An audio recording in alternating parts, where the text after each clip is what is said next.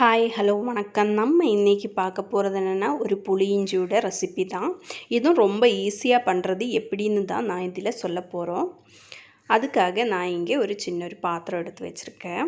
அதுக்கப்புறமா ஒரு 1/4 பவுல் தேங்காய் எண்ணெய் தான் யூஸ் பண்ணியிருக்கேன். தேங்காய் எண்ணெய் பிடிக்காதவங்க நல்லெண்ணெயில் பண்ணிக்கலாம். இப்போ பவுல் மெஷர்மெண்ட்டு நான் காட்டுறேன். இந்த பவுல் தான். இந்த பவுலில் இப்போது நான் ஒரு பவுலு இஞ்சி இதே மாதிரி சின்ன சின்னதாக கட் பண்ணி எடுத்திருக்கேன். இந்த பவுலு தான் நான் மெஷர்மெண்ட் வச்சுருக்கேன். நீங்கள் ஒரு கிளாஸ் இருந்தேன்னா கிளாஸ் எடுத்து வச்சுக்கோங்க, பவுல் இருந்தேன்னா பவுல் வச்சுக்கோங்க. அதுக்கப்புறமா இதே மாதிரி நல்லா மிக்ஸ் பண்ணி எடுத்துக்கணும். இந்த எண்ணெயில் நல்ல கலரெல்லாம் சேஞ்ச் ஆகி இதே மாதிரி வரணும். அதுக்கப்புறமா நம்ம சின்ன வெங்காயம் இருக்கு இல்லையா, 1/4 பவுலு சின்ன வெங்காயம், ஒரு 15 சின்ன வெங்காயம் இருக்கும், அதுதான் இது.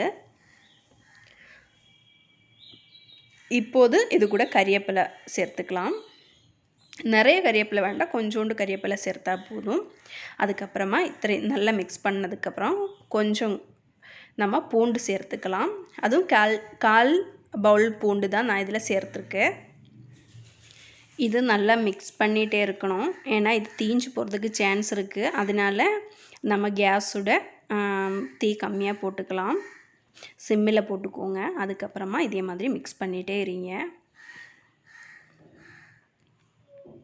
இப்போது இதோட கலரெல்லாம் நல்லா சேஞ்ச் ஆகி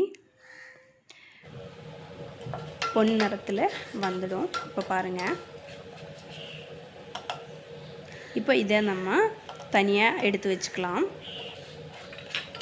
தனியாக நான் ஒரு பாத்திரத்தில் எடுத்து வச்சுருக்கேன். இது நான் என்ன பண்ண போகிறேன்னா, கொஞ்சம் ஆறுனதுக்கப்புறமா மிக்சியில் போட்டு அரைக்க போகிறேன்.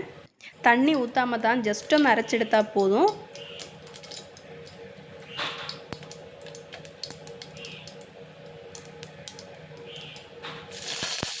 இப்போ நான் கடு தாளிச்சிட்ருக்கேன். கடு போட்டிருக்கு, அதுக்கு பின்னாடி காஞ்ச மிளகாய் போட்டிருக்கேன், 5 காஞ்ச மிளகா, கறிவேப்பிலை, பச்சை மிளகா 2 கட் பண்ணது. அதுக்கப்புறம் மிக்ஸ் பண்ணதுக்கப்புறமா எல்ஜி பெருங்காயம் தான் இது. நீங்கள் பெருங்காயம் தூள் இருந்தாலும் போட்டுக்கலாம். இப்போது நல்லா மிக்ஸ் பண்ணுங்கள். இப்போது இந்த பச்சை மிளகா இருக்கு இல்லையா, இதோட கலரும் கொஞ்சம் சேஞ்ச் ஆகி வரணும். அதுக்கப்புறமா நம்ம இந்த கேஸ் ஆஃப் பண்ணிக்கலாம். ஆஃப் பண்ணதுக்கப்புறமா மிளகாத்தூள் 1 டேபிள் ஸ்பூன், 1/4 டேபிள் ஸ்பூன் மஞ்சத்தூள். நாங்கள் காரம் அதிகமாக சாப்பிட்றதுனால தான் நான் 1 டேபிள் ஸ்பூன் எடுத்திருக்கேன். இல்லைன்னா நீங்கள் 1/2 டேபிள் ஸ்பூன் எடுத்தாலும் போதும் மிளகாத்தூள். அதுக்கப்புறமா நம்ம மிக்சியில் அரைச்செடுத்த பேட்டரியில் சேர்த்துக்கலாம்.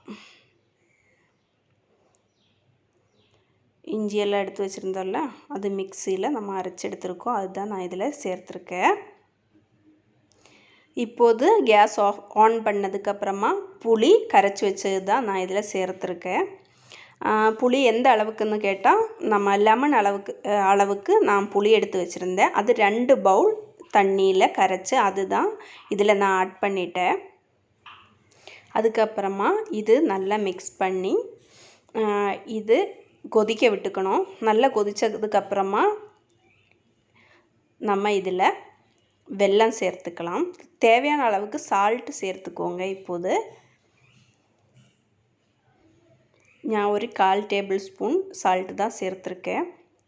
அதுக்கப்புறமா இப்போது ஒரு 1/2 பவுலு வெல்லம் சேர்த்துருக்கேன். இப்போ இது நல்லா மிக்ஸ் பண்ணிக்கணும். இது நல்லா கொதித்து இது நல்லா திக்னஸ் ஆகும், அது வரைக்கும் நல்லா மிக்ஸ் பண்ணிகிட்டே இருக்கணும்.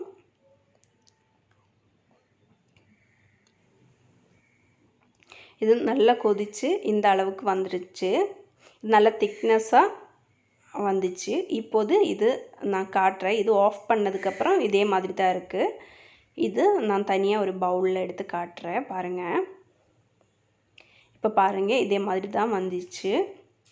உங்களுக்கு இந்த வீடியோ யூஸ்ஃபுல்லாக இருந்ததுன்னா லைக் பண்ணுங்கள், ஷேர் பண்ணுங்கள், கமெண்ட் பண்ணுங்கள், மறக்காமல் சப்ஸ்கிரைப் பண்ணுங்கள், பெல் பட்டன் கிளிக் பண்ணுங்கள்.